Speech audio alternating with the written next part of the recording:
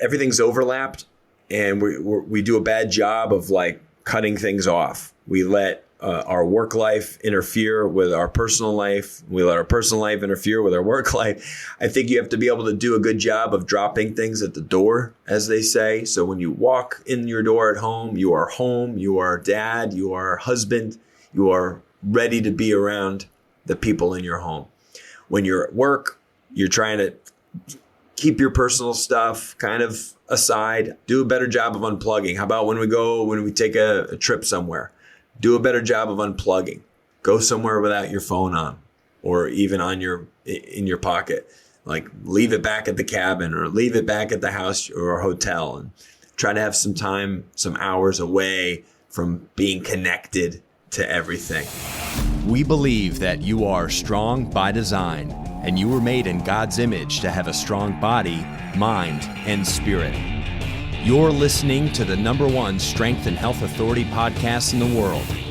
So let's get ready to unlock your potential and transform your life in today's episode. Hello, welcome to the Strong by Design podcast show. Hosting today, your favorite, I hope, Coach Chris Wilson. And there are several hosts here on the Strong by Design show. I've just been so fortunate and blessed to have done many of them in recent weeks and months. But there's going to be some terrific upcoming episodes with other hosts who have amazing ability, and I just so look forward to listening to future episodes with some just fascinating people leading the conversation. But I am so amped up. Seriously, I love all these podcast conversations. Today's topic in particular really gets me fired up because I think it's just so vitally important to our overall health and well-being as men and women who are trying to live a life strong by design. And really a huge part of that is how we handle the rigors of life, the stressors of life. Are we living in a state of anxiety and stress and woe and all of these other things, or are we going through our days with healthy ways of releasing the tension and the buildup and the anxiety and the challenges of life? And we need to be able to operate that way. We need to be constantly finding new avenues and pathways to release this buildup. It's very healthy because if we allow it to sit and fester and rot within us, we are cutting ourselves short in life, at experiencing life to its fullest. Stress and anxiety are real killers. There's just no doubt about it. I think anyone who's given it any kind of consideration or thought realizes the dangers of stress and anxiety and worry and living in a constant state of panic, okay? Unable to relax. I mean, you are absolutely killing yourself by holding on to things, that, especially things that need to just be let go of. I'm not talking about deep-seated stuff from childhood. I'm just talking about the daily grind and people live with the stress of the moment. Okay, so what are you at risk for, right? What are you at risk for when you live in a stressed out state? I mean, we come across these people all the time, don't we? In our life, in our everyday life, at the gas pump, at the convenience store, at the grocery store, at the ball fields, anywhere we go, at church. We are constantly surrounded by people who are not getting a good mark, not getting a good grade in this area of life. Okay. It's understood that by many people, health experts, that living in this unhealthy way is a premature killer. According to the APA, the American Psychological Association, you're at higher risk of heart disease, of cancer, of lung ailments, of accidents, cirrhosis of the liver, suicide, okay, just to name some things, okay? But it's definitely a premature killer. So what do we do to work against this daily, deadly way of life? Okay. Well, I've put together a list. I've done some research. I've done some reading. I've just done some reflection and looked at my own life. What are the things that I've done in my life? Okay. And I don't have it all figured out. Okay. At 46 years old, I have a lot of life left ahead of me, God willing. And I have a lot more learning to do. But in my time here, in my almost half century on this planet, I have experienced some things and learned some valuable lessons and been surrounded by some absolutely amazing people. I just sent out a text this morning to some guys that I coach baseball with, just how much I appreciate them and being around them and their support and their enthusiasm and desire and showing up. So much great from that. And that's just one little part of my life, right? So I've put together these 15 best ways to fight stress and anxiety in our life. And I know this episode is going to be super beneficial to many of you listening out there because we're all in this life together. Okay, we're all human beings. We all experience emotion and feelings and all of this stuff. And we all are dealing with stuff. And just when you think that you have the hardest life in the world, you hear a story about someone else, don't you?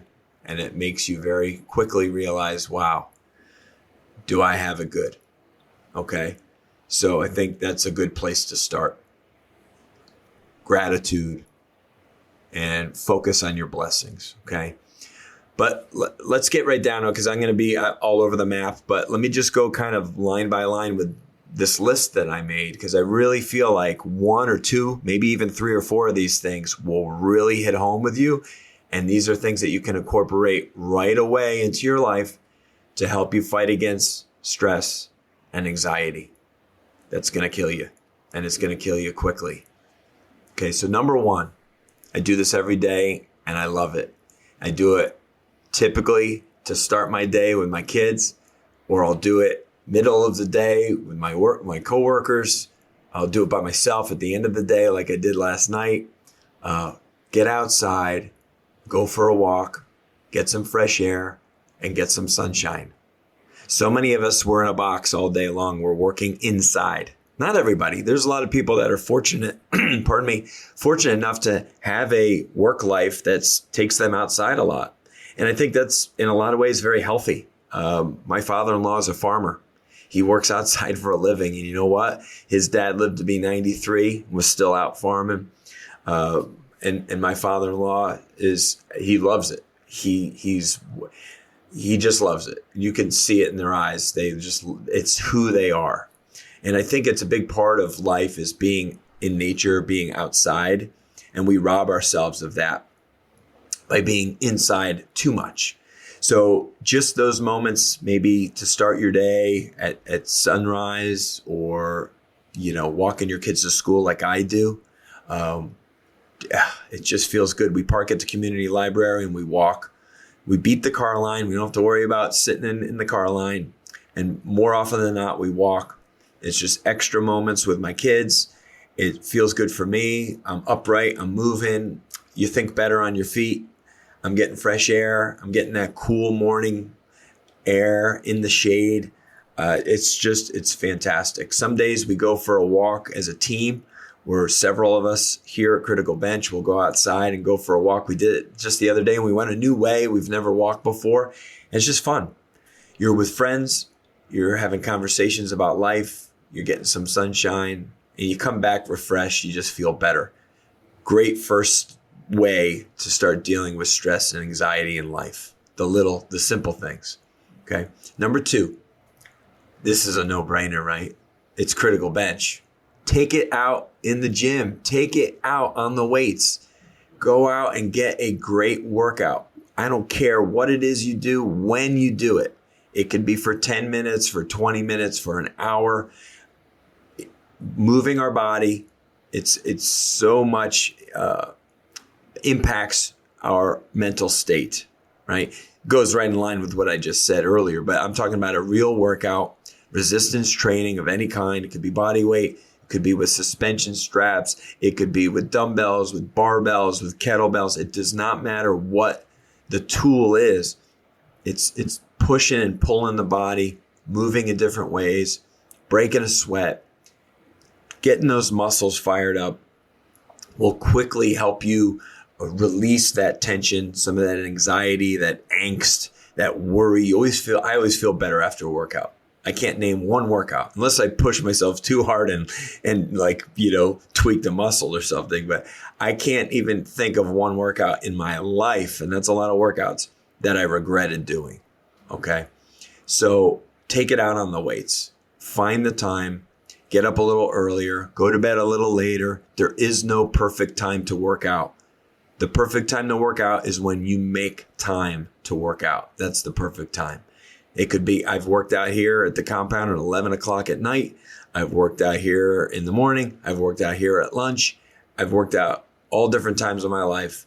They all can be great workouts. It's just making it happen, carving out time in your day to do it. So workout. All right, next. Some people might not be writers, but I love writing. I love talking, evidently, but I also love writing. In fact, growing up, it was one of the things I think I was best at was writing. I was always good, even through college. I remember filling up those little blue book, those essay books on my exams, because I always had so much to say. And I think the professors really appreciated that, maybe my insights or my vast willingness to just keep talking about something and with words. But I really feel it's cathartic, or there's just something about putting your emotions down on paper. It makes it more real. But you do it with goal setting, right? You do it with action plans and things like that. You take notes when you're listening to a lecture or a workshop or a seminar of some kind, right? Putting words down helps you improve. And so I think sometimes just writing down your thoughts or feelings, your frustrations, what you're eating, so that you actually know calorically, what did I just eat today? Well, I wrote it down so I know, or I measured it out. I mean, that helped me last year lose a lot of weight, just knowing what I was eating because I wrote it down and I tracked it. So track your feelings, track your frustrations, write them down, and then kind of, look at them, give them a read every once in a while. Maybe you notice some patterns or something. Maybe you figure something out about yourself just because you put it down. Okay, so it could be jotted down on a sticky note. It could be in a book or something you keep nearby, by your bedside, anything. But give it a try. And if it's not for you, then maybe one of these other ones is. Okay. Next, huge. We talk about it all the time. It's come up on the podcast a lot. And I've been trying to be better about it. Get more Z's. Get some more sleep and better quality sleep. And typically that means go to bed a little earlier. Okay. It doesn't really matter what time you wake up. People can get a great night's sleep who wake up at 3 a.m. But it's because they went to bed between 8 and 9. Okay. And I'm not saying you have to go to bed between 8 and 9. But I would say if you could get better at going to bed before 11 or by 11 and try to sleep till about 6, that's a good start. Because if you can get yourself about 7 hours of sleep as an adult, you're going to feel pretty refreshed. You're going to function well. You're going to be cognitive ability is typically improved. You're giving yourself that needed rest if you're someone who works out. And it's obviously a huge part of our life. It's about a third of our life is sleep, but it's a necessary third. Okay. And I know there's a lot of high level people, highly successful people, elite athletes. There's people that claim that they only need 4 hours of sleep, 5 hours of sleep or less or something crazy. I'm not a huge advocate for that. That might work for a select few. I'm talking to kind of the general population right now. What's going to work for most is a good night's rest. And I track it with my smartwatch. And it's fun for me. I like to see, like, when did I fall asleep, the quality of my sleep, deep REM sleep, light sleep, when was I waking up, what my oxygenation level was. There's a lot you can learn about, your sleep habits and your overall health. I think a good night's rest really sets you up for success the next day. So try to do a better job, even if it's dialing it back 5, 10, 15 minutes sooner that you go to bed at a particular night. Turn that TV off, get into a book, anything like that gets you away from a device, to help you relax and fall to bed, fall asleep faster when you get into bed. The devices and the technology and stuff like that will only keep you up longer, as we all know, right? We've all done the binge watching. We've all done the scrolling, and that typically just keeps us wired and keeps us engaged and doesn't allow us to relax and calm down. So try to get better at that. And that can absolutely lead to just feeling better in your day tomorrow. All right, let's move on. This might not be for you, but I know it's for me, man's best friend. Get yourself a dog or a cat. I think animals, my wife grew up on a farm. She's a huge animal lover. I've always had a dog in my life growing up. Never had cats as a young person, but once I was in college, we had a cat, and I've pretty much had cats ever since. They can be great too, believe it or not. Depends on the type of cat you have. I have 2 cats right now that behave like dogs, and they get along great with my dog. I have an Australian Shepherd. I've had wonderful dogs in the past. I've had mutts. I've had pit bulls. I've had huskies. I've had shepherd mixes. I've had all kinds.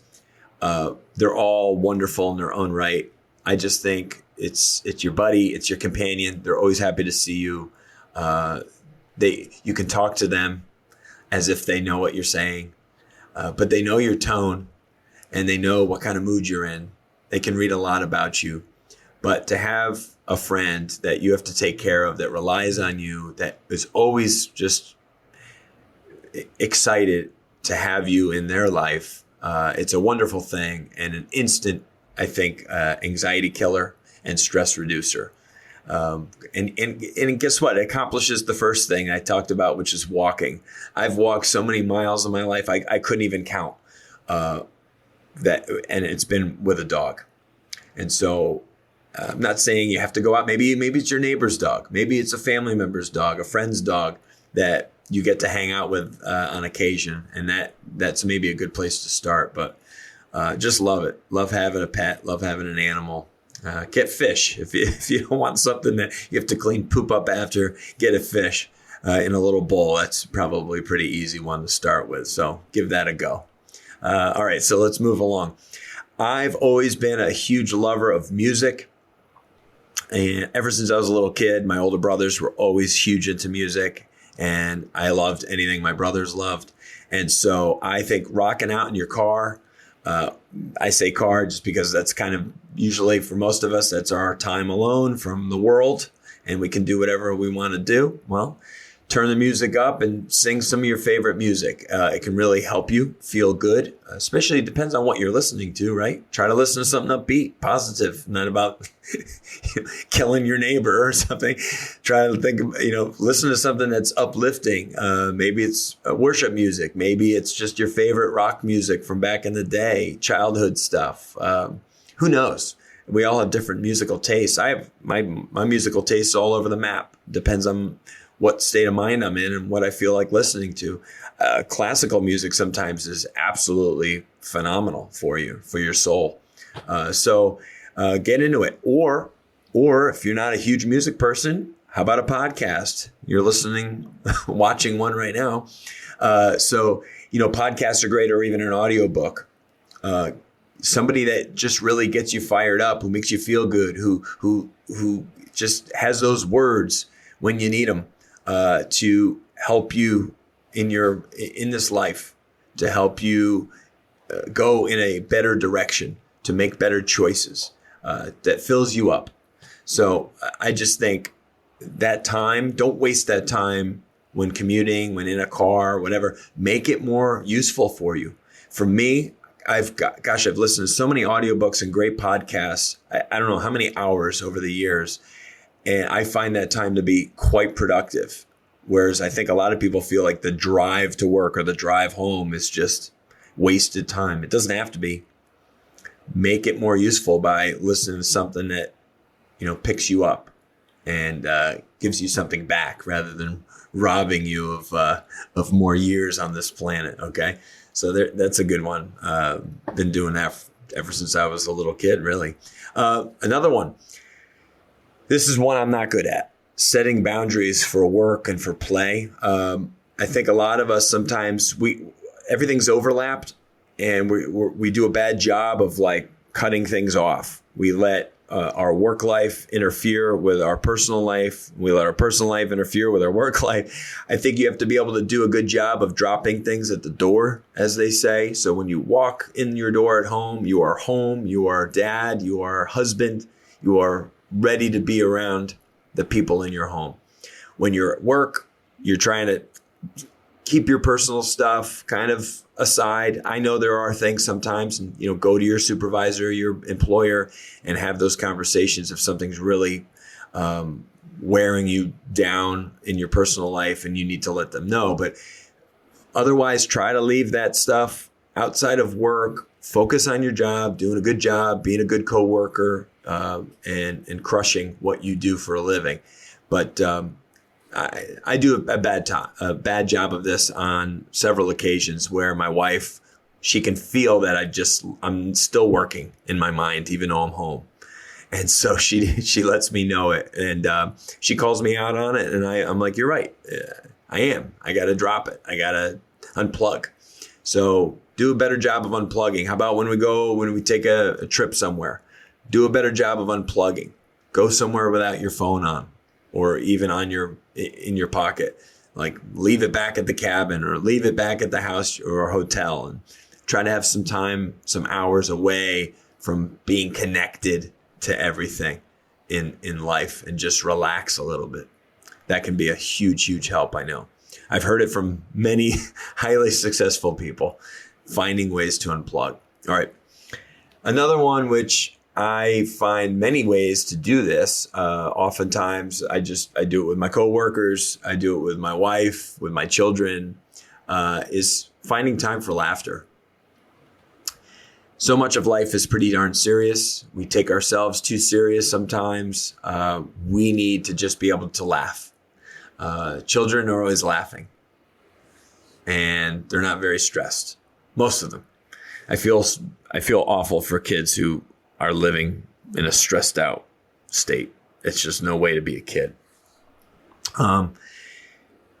We need to find ways to just find humor in life. There is so much humor in our everyday life, and to not take things so darn seriously.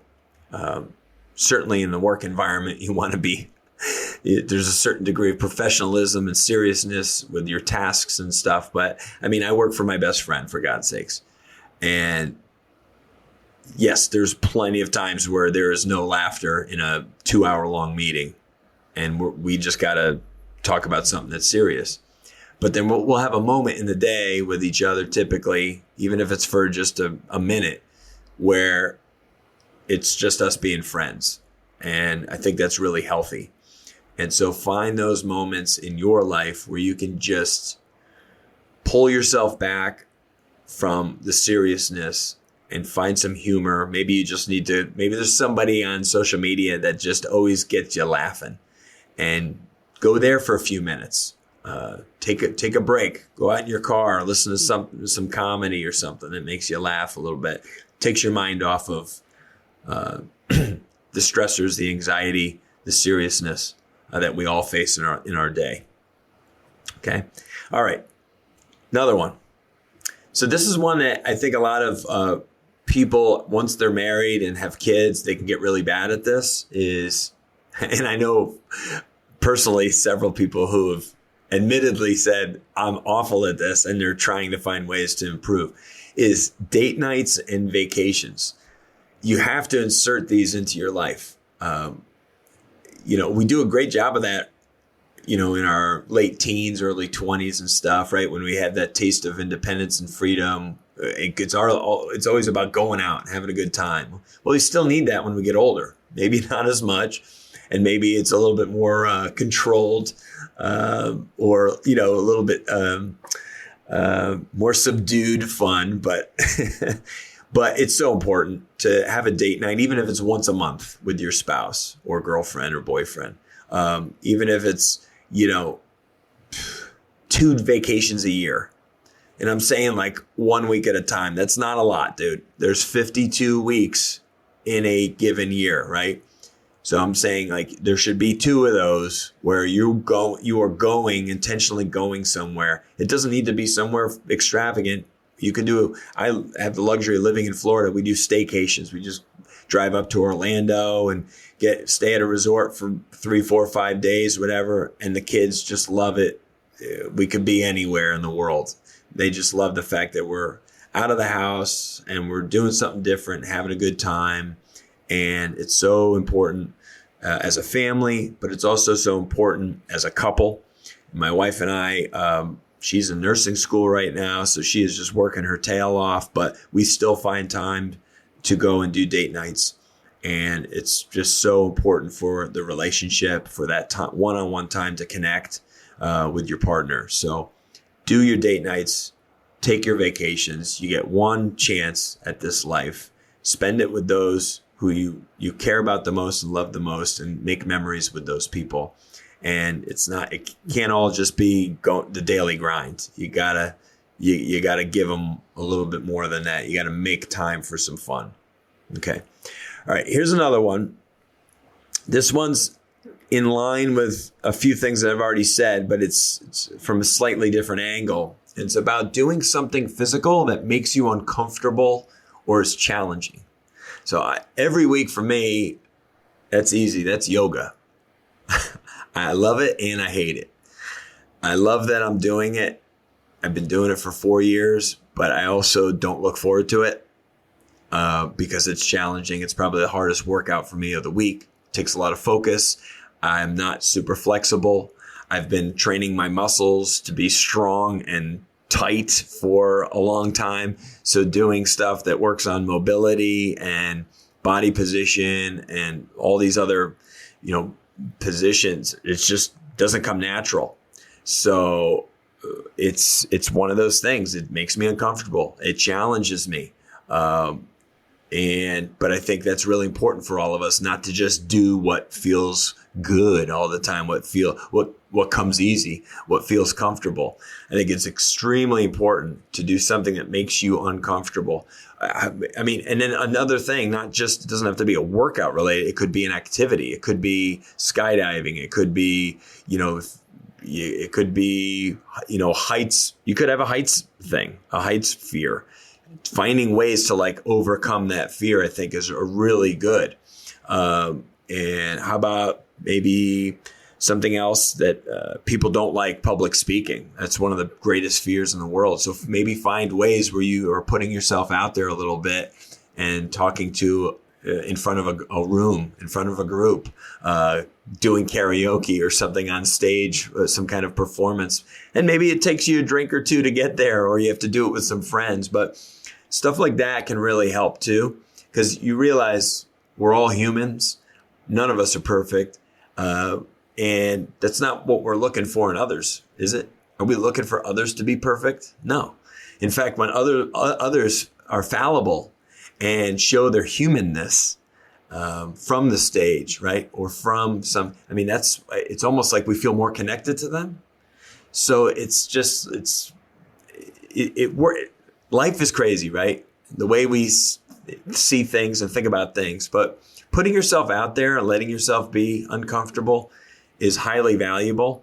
And I think there's so many things you can get from that. And it's just a great stress reducer and anxiety, because your mind's so focused on, oh my God, on this other thing that but it's a healthy stress. It's a healthy anxiety. It's good. It's a good thing. And then once you get through it, you realize, hey, I'm still here. I'm still alive. That didn't kill me. That wasn't too bad. And then people come over and be like, man, that was awesome. That was great. It's a confidence booster. It's all kinds of things. So put yourself out there. Do something physical or some type of activity that gets you out of your comfort zone. You'll be so proud that you did it. And I've done a lot of those in my life, and will continue to do so. Okay, here, total 180 here. Get a rub down. People go, what? Go get a massage. I think, maybe some people have never had one before. I've had several in my life, from men, from women. I typically do prefer a female's touch. I feel like I can just relax a little bit more. But I'll tell you what, man, I've had some massages from some guys who were able to dig in and use their strong hands and their leverage and really help open up my back or my neck. That's typically my two spots, my mid upper back and my neck, just from lifting and from sitting and stuff. And so it's just super helpful. But you can go and you don't have to get some kind of sports massage. You could just go get a nice, relaxing Swedish massage where it's just very superficial. It's very relaxing. Typically, you'll fall asleep. I've had many of those massages where I actually asked for deep tissue, but they weren't really capable of providing that. So I still kind of fall asleep. But it's very refreshing and relaxing and good for you. And so I highly recommend that the human touch is a big thing, is a big deal. And I think if you have never allowed yourself to experience it, you should consider it. Go get a massage and give us some feedback if you do. All right. Another one. Enjoy some passion or quality time with your partner or loved one before or at bedtime. And I'm not trying to get silly here.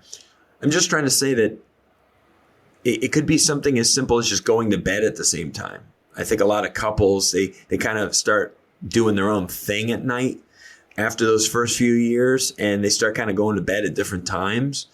And, that's all well and good on occasion, but I think there can be a distance that forms between you, and that's not good. So you want to feel more connected. I'm still working on this myself. I've been working at this recently, trying to go to bed more at the same time as my wife, because I feel like we're kind of in it together, right? I feel like we're both in bed at the same time and falling asleep at the same time, waking up at the same time.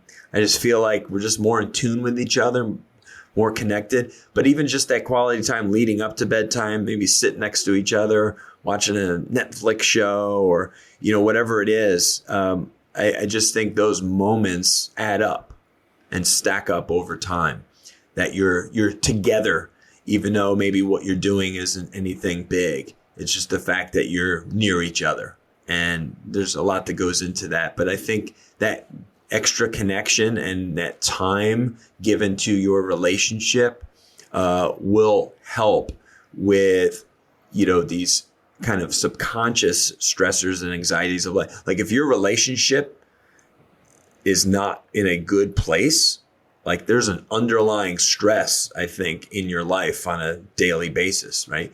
But if you're feeling really connected to your spouse, they're there for you for conversation, for whatever you need to discuss with them. I think just all of that all those extra added moments in our life really do mean something, and they matter. And you're just feeling better in that area of life. And that's a great stress reducer for sure. Okay, here's another one. So I think I'm down to 3 more. And these are really big ones. I've saved 3 really great ones for the end. Ready? Breathe. Just breathe. That's right.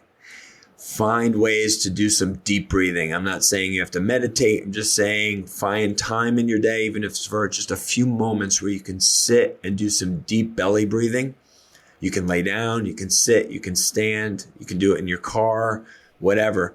You can close your eyes and try to just focus on taking longer inhales, holding it, and longer exhales, but breathing in through the nose, holding it, filling your belly with air, not just your chest.